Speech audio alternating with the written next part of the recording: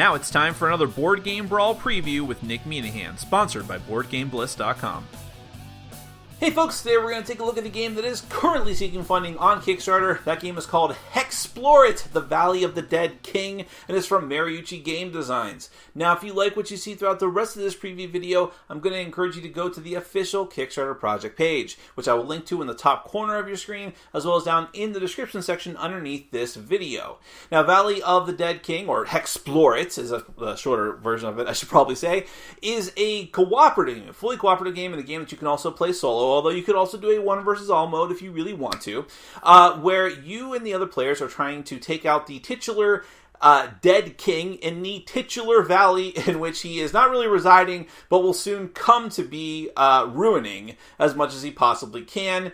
You start off in one of the cities, then you have to travel to other cities and have encounters and run into different types of things and buy new equipment and all kinds of different items and try to get more powerful in order to have your final battle with the Dead King, this like evil lich monster. This is of course fantasy themes. There's all types of different races that you can choose to play as, different roles in classes essentially that you can try to play as. And all in all, it actually gives you an RPG feel with board gaming elements, of course, hex-based board gaming elements. I am only touching on this game, so it's actually better just to show you some of the elements of the game. I can't show you everything. There's actually a lot of stuff to this game, and I can't touch on everything, but I want to give you just a brief overview just to give you a taste of it, and it is with a prototype version of the game, so of course, as usual, go to the official Kickstarter project page to find out more information about what the final version will look like, and know that some things can change from the version that you are about to see. But in any event, let's take a look, then we're going to come back, we'll discuss it further.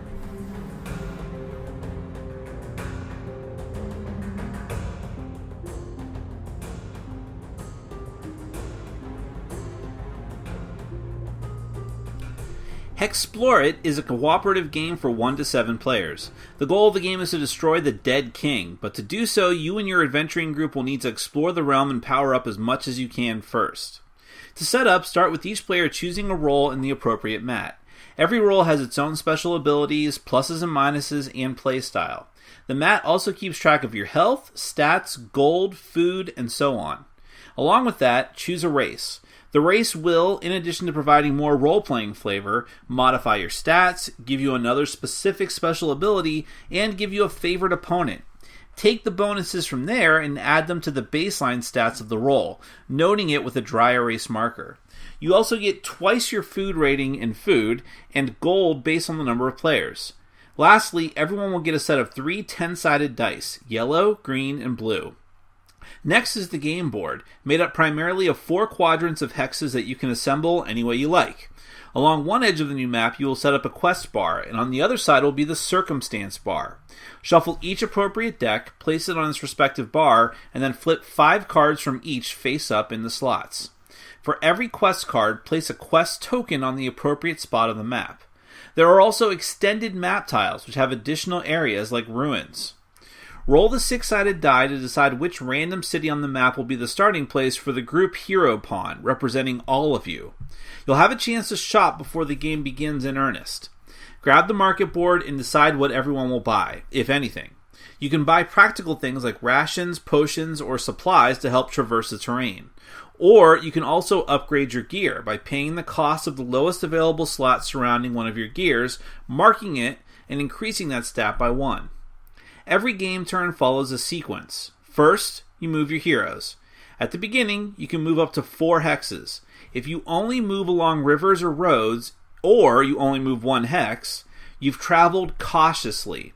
Doing so prevents you from wandering, and you may later choose to discard whatever circumstance cards you get stuck with for the turn.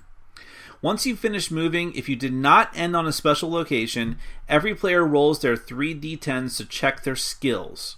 Green corresponds to navigation, yellow to explore, and blue to survival. To succeed, you need to get a roll result equal or less to your score in that skill. If half the players succeed at navigating, you are in no danger of overshooting the hex that your group is aiming for. But if not, you have to roll a d6 to determine which direction you overshoot it in. If the explore roll succeeds, you each get 2 gold, but nothing on a failure. And if your survival succeeds, you forage for a meal successfully and take no penalty. If you fail, you must eat from your supply, equal to your food rating. If you can't, you will slowly starve and eventually die. Next, roll the d6 for a circumstance card. If you roll a 6, you have to take a blind draw from the deck instead. If you didn't travel cautiously, you have no choice but to accept the card that you get stuck with. Some of them are encounters where you'll have to delve into combat. Some cards are afflictions that affect a player for up to 4 turns or until you visit a shrine or take a mystic tonic. There are many other unique cards you may have to deal with as well. If you didn't end up in the wilderness and stopped on a city, shrine, boss, or quest, you'll have to resolve an event. To figure out what to do at a shrine or city, you'll refer to the game match for the type of area. If you land on a quest marker, you look at the card to determine how to proceed. The bosses are ranked from 1 to 9, easy to difficult, and you'll have to fight the appropriate one when you land on that space, but we'll get back to combat in a moment. The last thing you do in a turn is resolve the Dead King. At the beginning of the game, he is not on the map, but when he's not on the map, you'll roll the d6. On a 6, he appears. Every turn he doesn't appear, the threshold lowers by 1.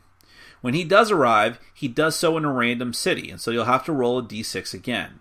He'll destroy it and place a fallen token on it, although the heroes can reclaim that fallen city if they have a talisman from a shrine. After that, he'll choose a new target and move towards it at a speed of 2 plus however many cities he's already destroyed. Running into the Dead King initiates the final combat and the end of the game. When combat begins, either through encounters or boss fights, each player will decide which of their 4 abilities they will use in combat. The scores for these abilities will be recorded on the battle mat. Then the opponent's action is randomly rolled, targeted, and damage is dealt out. Then the players will resolve the targets and damage of their own abilities. Everything is recorded on the battle mat. If the enemy type matches a player's favorite opponent, you get to roll an extra d6 of damage, and the dice are hexploding, which means that if you roll a 6, you can roll again, and possibly again, and again if you keep rolling 6, and adding up the total of those numbers each time. If you successfully defeat your opponent, you gain rewards, like gold, food, and possibly cards from the power-up deck, which can increase your stats in various ways. It's also entirely possible to find the special black market by defeating one of the bosses. It acts as a special city market with exclusive stuff to buy. The game continues until the final showdown with the exceedingly powerful Death King. That's a very quick overview of Hexplore It.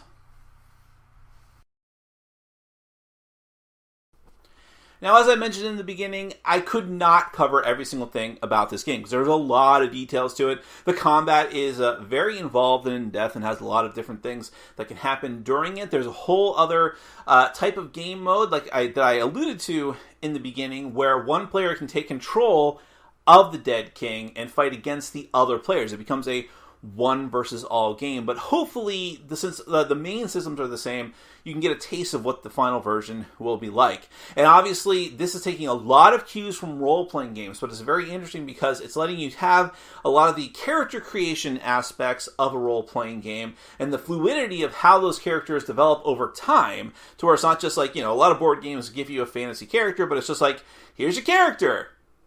Maybe you'll get some cards later that are different, and that's about it. In this case, you have stats, and you've got abilities and skills, and you have gold, which you can buy equipment with, and that equipment you write down on your sheet.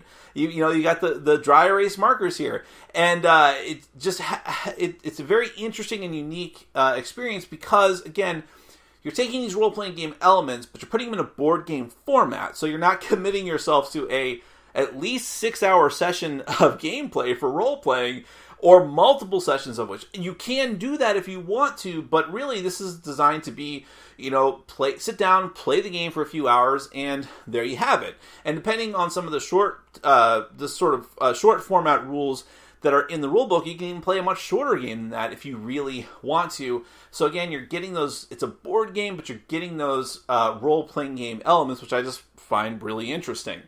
And the variety is really key here. There's so many different roles. I rattled them off and showed you on camera really, really quickly because there's just so many of them that come in the game. And the races as well. So when you add together the different combinations of race and role, there's so many different permutations of what's possible there. Not even counting like how you choose to play the character, what gear you choose to buy, what you choose to focus on during the course of the game. There's just so many different things. Then you add that together with just so many different abilities and how you choose to focus on. You say, well, my favorite opponent is Spirit, so maybe you should focus on Beast or one of these other types of creatures in order to diversify as much as possible, knowing that you're going to have to fight different types of bosses and so on. So every player character becomes specialized, and everyone can contribute to the game in different ways, especially with their abilities. They fall into the different types of broad general roles that you would expect from a video game, like here's the brute, here's the debuffer, and so on and so forth. So again, these RPG elements coming into this game in a very simple, straightforward, but still way harkening back to those other systems. The way that the abilities is handled and how you can upgrade them are handled, and how you can upgrade them, keeping track of your gold, keeping track of your food and rations, which you might think, oh man, keeping track of food, what a pain. But it's actually very simple, and it's actually very interesting how that works, together with the traveling and how you roll the dice and how you have to make sure that you succeed, or else you're going to be consuming food. But it's not the end of the world, because if you have to, you can buy food. But if you're not good at navigating, you might get lost in the wilderness, and that becomes very difficult. So lots of things to worry about in this game, not the least of which are the circumstances where you're running into random encounters of monsters or just bad things happening to you, and sometimes some good or just, could go either way types of things. So there's, again, a lot of variety in the game. Lots of different things that could happen, lots of different quests that could happen and give you chances to increase your power in different ways, which is ultimately it's what's leading you to the goal of the game. You want to take out the Dead King, who is incredibly powerful compared to all of the other monsters and bosses in the game. So you need to be exploring and doing as much as you possibly can to make yourselves more powerful. The combat system is very straightforward. It seems complicated, and it might just take a little while to get into it. But it's just like, hey, what skills or what abilities do you guys want to use? Hold on, you don't have to target yet, and then figure out what the opponent is going to do to you, and then you guys target and deal your damage, and that's just it. And there's, the different types of bosses. There's so many different types of powerful boss monsters. You decide how you want to fight them. If you feel that time is running out and the Dead King is taking out too many cities, do what you can, and then make that final run to try and stop him. Lots of different items, lots of different things and power-ups and so on and so forth. I mean, I could go on, but there's so much to the game. It's one of those things that, again, you're exploring, and it feels like this game with a ton of openness and things to find, but you can do it in a 2 to 3 hour sitting, which is what board gamers want. So it's trying to appeal to both of those crowds, and I think makes a very interesting case that they can do so. So if this seems like it's scratching any of your itches, your fantasy board gaming itch or fantasy role-playing itch, or both together, definitely go to the official Kickstarter project page and find out for yourself even more details about what they're going to have in the final version. I'll have a link in the top corner of your screen, as well as down in the description section underneath this video. Those links will take you to the page. You can find out more information and hopefully consider backing the project. That is Hexplore It, the Valley of the Dead King from Mariucci Game Designs. Thank you so much for watching and for supporting our sponsors. Take care. Thanks for watching. Follow us on Facebook, Twitter, and Patreon. And make sure to check out our sponsor, Board Game Bliss, where you can find an amazing selection of games from around the world. BoardGameBliss.com. Thanks for your support.